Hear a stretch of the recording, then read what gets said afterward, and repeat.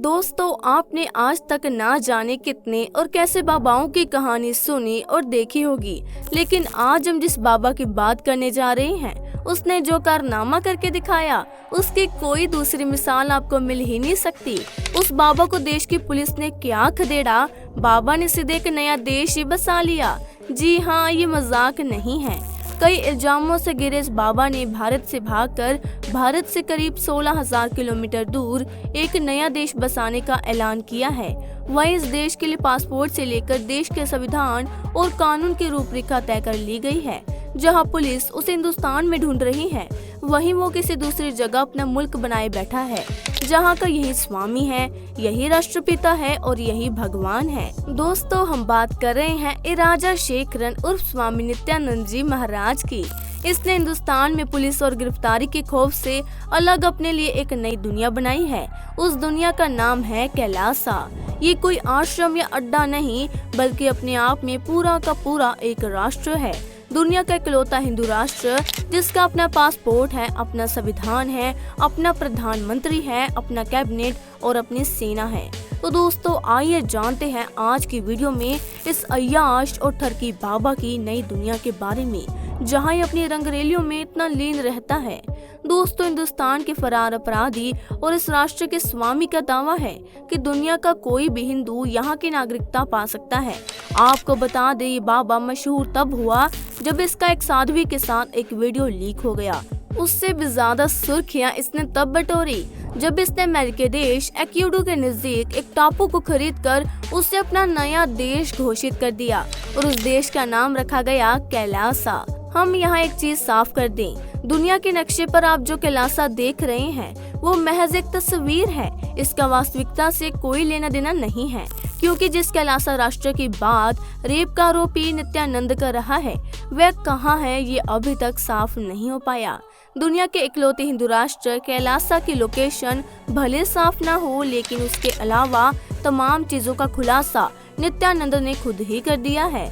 जैसे वहाँ का राष्ट्र पशु भगवान शिव के बैल नंदी को बनाया गया है। यही नहीं, कैलासा का अपना पासपोर्ट है, अपना तिकोना झंडा भी है, जिस पर नित्यानंद की तस्वीर के साथ नंदी बैल बना हुआ है। झंडे पर नित्यानंद को भगवान शंकर के अंदाज में दिखाया गया है और नंदी उसकी उपासना कर रहा है। नित्यानंद के मुताबिक ये धरती का सबसे महान हिंदू राष्ट्र है और ये दुनिया के उन तमाम हिंदुओं का स्वागत करता है जो यहाँ आना चाहते हैं, फिर चाहे वो किसी भी नस्ल, लिंग, संप्रदाय या जाति से हो, उन्हें यहाँ सुरक्षा मुहैया कराई जाएगी।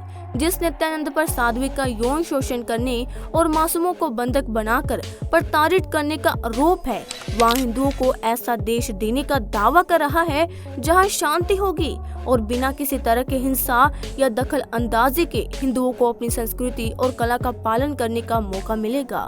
अब दोस्तों, सवाल ये है कि आखिर हिंदुस्तान के इस भगोड़े आरोपी ने अपना अलग देश क्यों बना लिया है?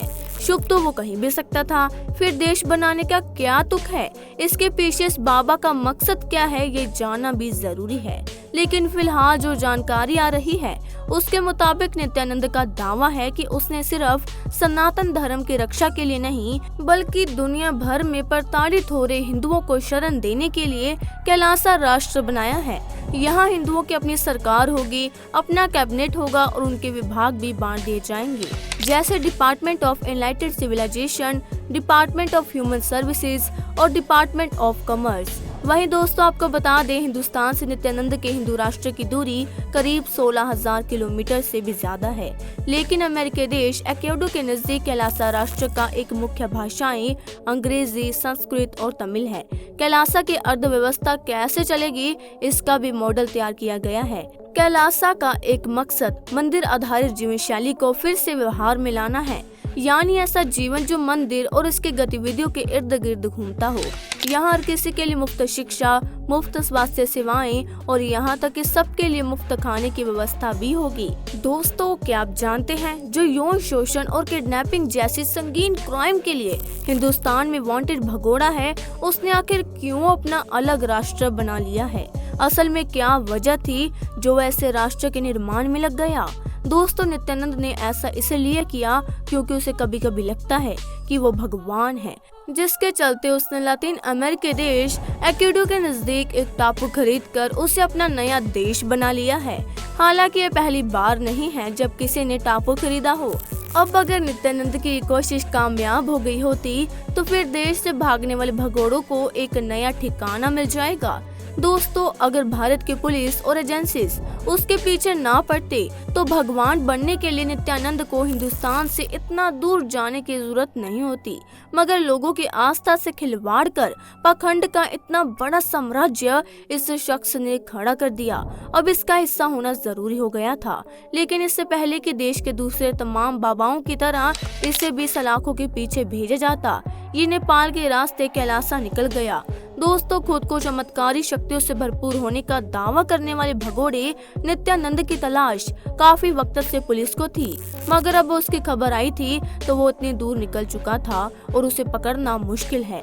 यौन शोषण से लेकर अपहरण तक कई मामलों में कैलासा के भगवान वांटेड है। साध्वी की आस्था से खेलने के मामले में तो ये जेल की हवा भी खा चुका है और मशहूर तो तब हो गया जब इसके MMS दुनिया के सामने आए थे।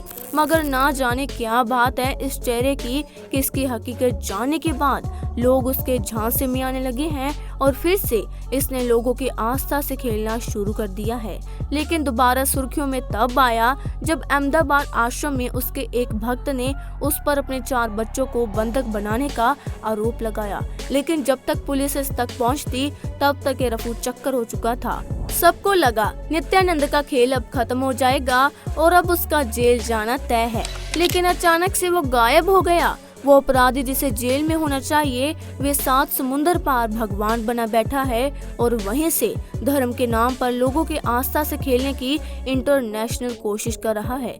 खुद को शिव का अवतार बताने वाले शख्स कोई चमत्कारी नहीं बल्कि एक ढोंगी है, एक अपराधी है और सिर्फ एक भगोड़ा है जो कानून के शिकंजे से बचने के लिए देश छोड़कर फरार हो गया। और जब कैलासा राष्ट्र का निर्माण करने का दावा कर रहा है और दुनिया के सामने नित्यानंद ने खुद ही इस देश को बनाने की संकल्पना जाहिर की थी।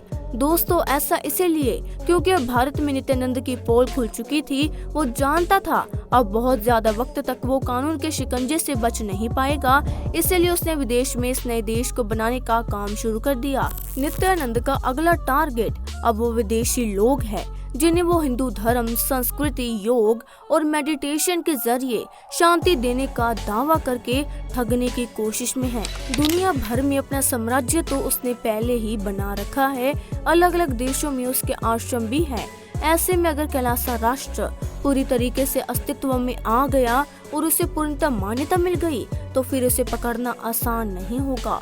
लेकिन अभी भी सिर्फ उम्मीद की जा सकती है कि वो अपने इरादों में सफल ना हो और वो कानून की गिरफ्त में जल्द ही आ सके, ताकि आगे से कोई भी इंसान ऐसा भगवा चोला की आड़ में लोगों की आस्था से खेलने से पहले 10 बार सोचे। दोस्तों, कानून तो अपना काम कर रहा है, लेकिन अब हमें सावधान रहने और बाकी लोगों को भी जागरूक करने की जरूरत है, ताकि नित्यानंद जैसे ढोंगी बाबा कभी भी हमारी आस्था के साथ ना खेल सके।